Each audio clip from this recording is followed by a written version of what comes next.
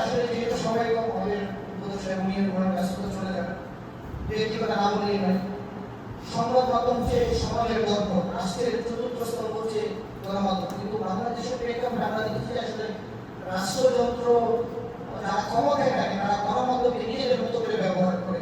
এটা যেমন সত্য, তেমনি গণমাধ্যম করবে অনেক সময় সরকারের আনুকূল্য পাওয়ার জন্য অনেকটা সব প্রণোদিত হয়ে সরকারের এক ধরনের চাকরিটা বলেন বা যেটাই বলেন এই ধরনের কাজ করে। তো এই একটা সংকট বাংলাদেশে রয়েছে। আমি আশা করি স্থানীয় নিউজ পোর্টাল হিসেবে নিউজ খবর সেই দৃষ্টিভঙ্গির বাইরে গিয়ে জনগণের যে প্রকৃত তথ্য বা যে ঘটনা সেগুলো তুলে আনবে।